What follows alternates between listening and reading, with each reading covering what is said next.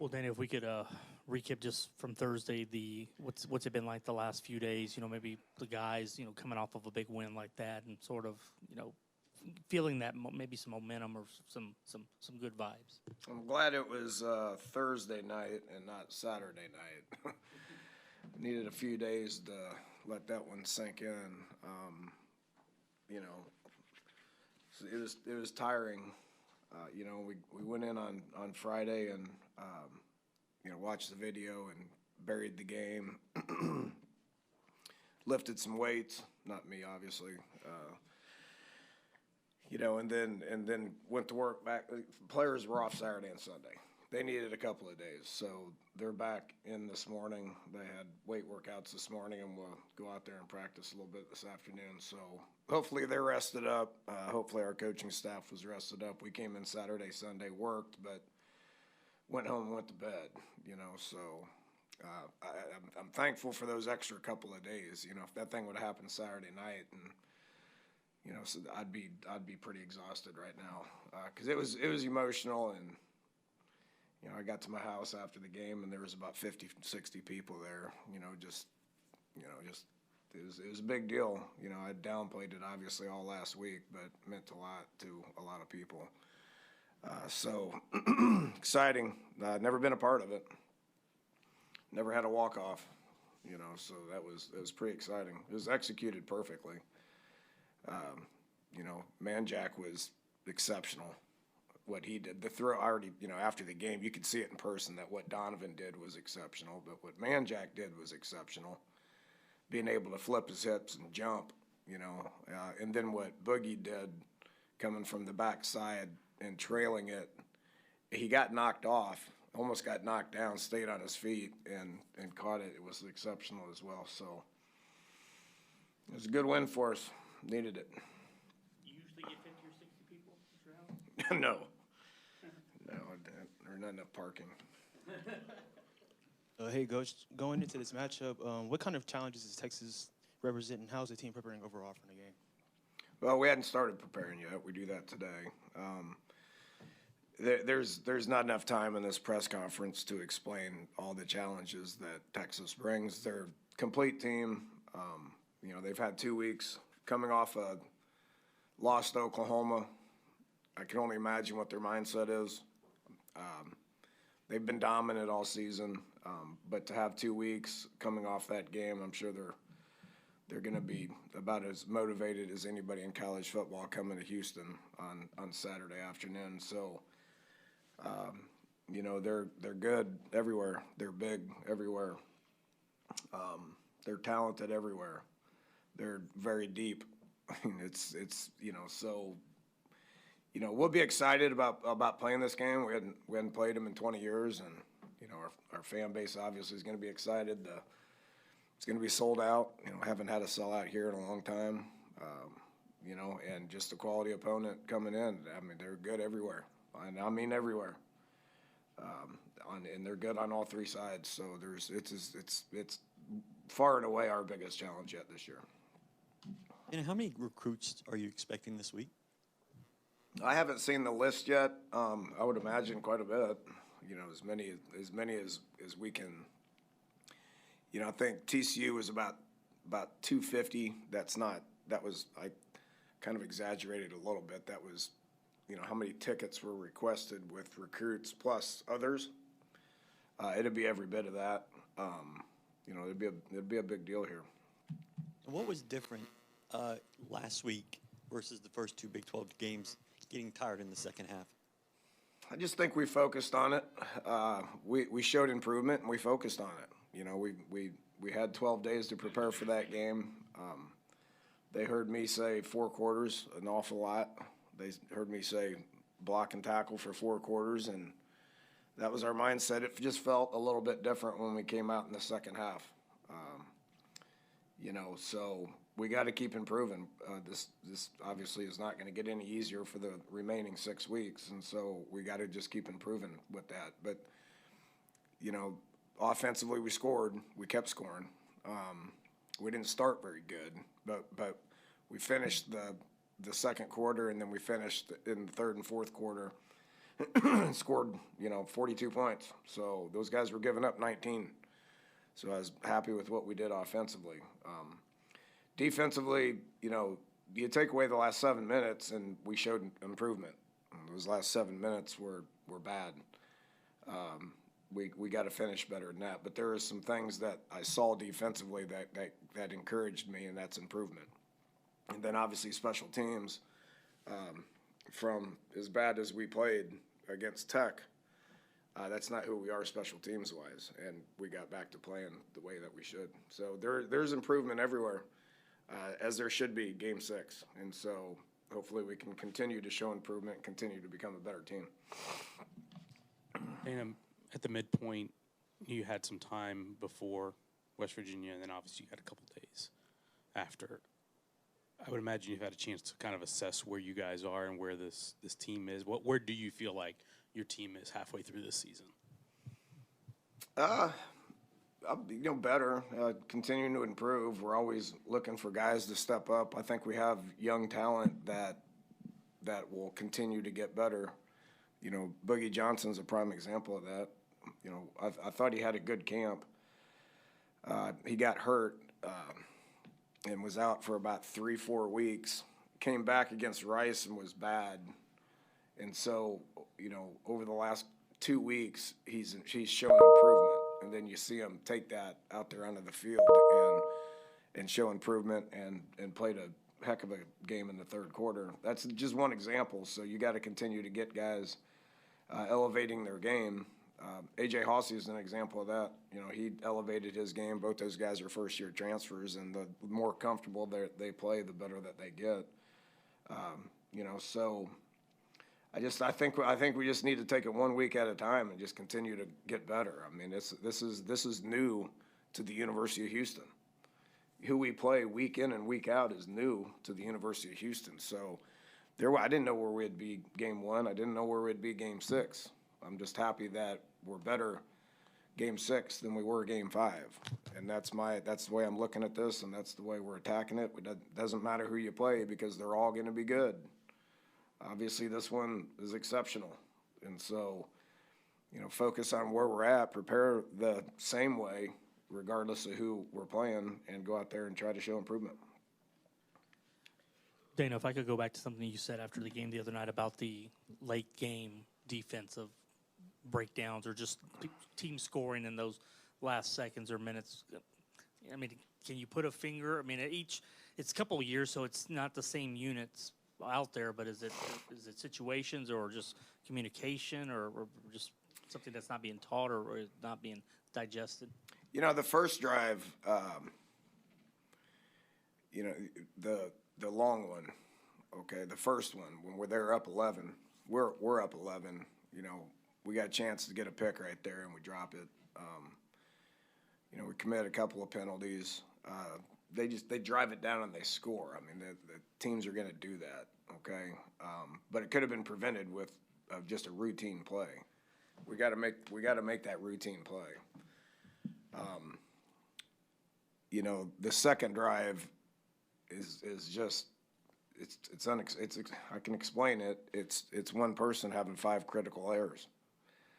It's one person had 5 critical errors. The other 10 people on those plays did their job. So I'm not going to say names or anything. That's not my point. But it's not like this whole thing was bad.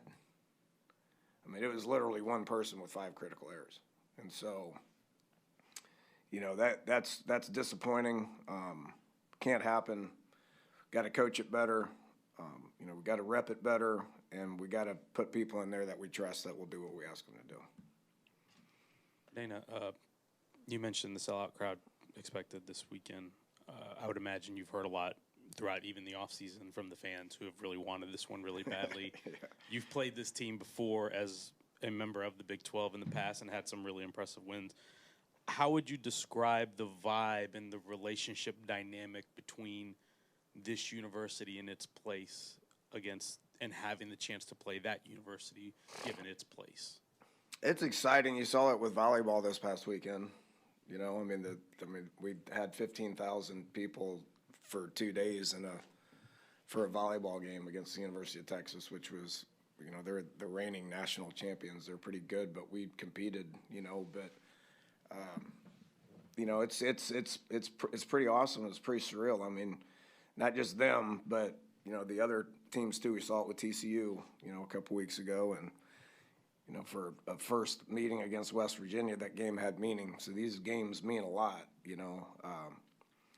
Yeah, I've got a lot of comments. Just beat Texas. Don't care if you win any of them, but you got to win that one. You know, you can go 1-11, and it's okay if you beat Texas. Well, beating Texas is going to be hard. We know that. You know, it's good. It's good for, you know, for our fans. I mean, it's exciting for them. It's way more exciting for them than it is for me. Now, I have competed against these guys a lot over the years, you know, and they're in a different place now than when I went there in 2018 was the last time that I competed against these guys, and we came out of there with a win that day. But where they're at now is different, and where they're going to be a year from now, 2 years from now is different. Good news. You know, where we're going to be at 1 to 2 to 3 years from now is going to be different, you know, so, you know, I hope our fans enjoy being able to compete against these guys for a year. You know, I know it was pretty exciting in the Fertitta Center. I popped in there and walked around a little bit, and I was like, this is pretty exciting, man. You know, it feels like a basketball game in here, like a men's basketball game when the thing was rip-roaring and all that. So the vibe's going to be good. You know, and you know, everybody needs to enjoy it, but it's going to be a challenge. Coach, Sergio Snyder is a recognized name from the recruiting world. Anything you can share from just how he got to be where he is? He showed up on the Player of the Week stuff last week. Just how he came to be here. Obviously, he's a walk-on. Yeah, he knows Raj. They went to high school together, so Raj recruited him to come down. You know, doing a good job for us, you know, is a good player. You know, excited to have him on the team. He did a good job for us last week, scout team-wise. That's why we gave him the Player of the Week. I think he's got a chance. You know, he's got a chance. He's in developmental world right now. Okay, so we'll see how it is here this spring. Coach, Donovan Smith last year played against Texas, beat them. Is his experience against them going to be applicable this week? Yeah, that gives you confidence as a coach.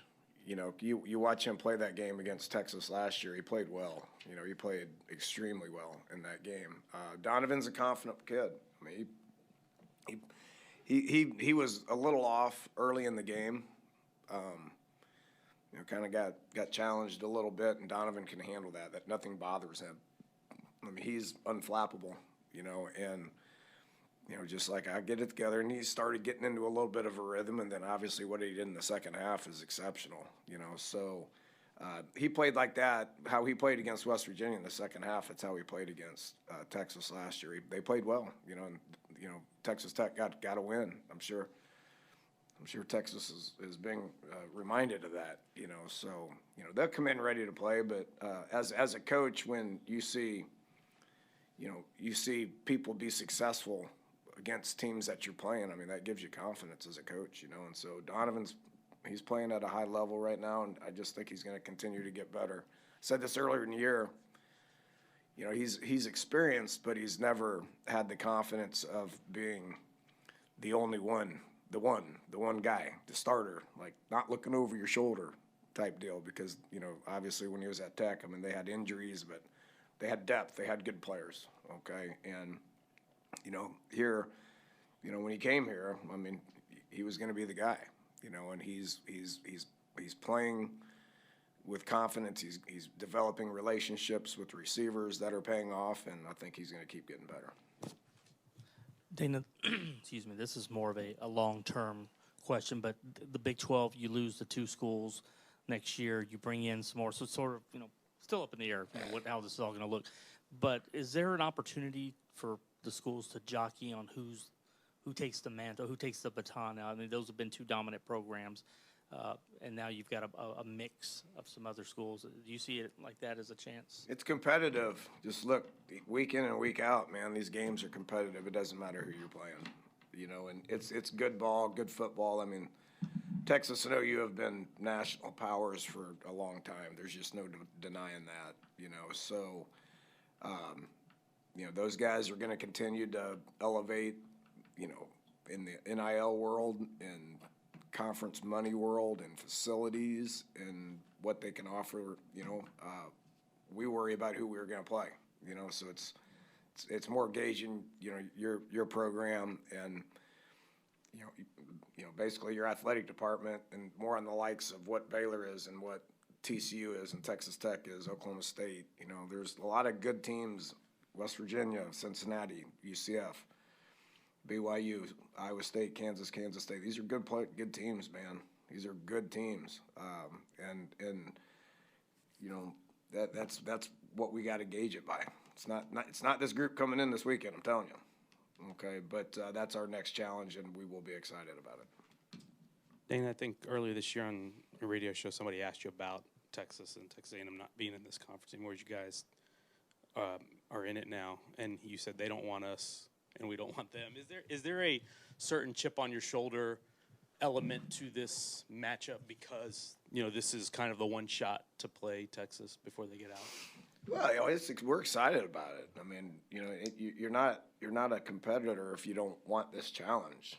You know, it's going to be fun. I mean, they're a good team, and it's going to be exciting, and it's football, and so you line up, and regardless of who you play, you just try to do your job and all that stuff, right? So we'll prepare the right way, and we'll be excited about playing. The comment was more of a compliment to their programs than it was like me sticking my nose in the air up on it. I'm like, you know, they really don't want us. They never have. It's just the facts are out there, right? So they didn't want Houston in the conference. You know, the history of all this going back late 80s and early 90s, Houston was pretty good, you know, when the Big 12 was formed. And so that was my comment on that. And then, quite frankly, if you ask me, do you want to play Texas OU every year, or do you not? I mean, I'd prefer not to. Those guys are really, really, really good, and they're going to get better.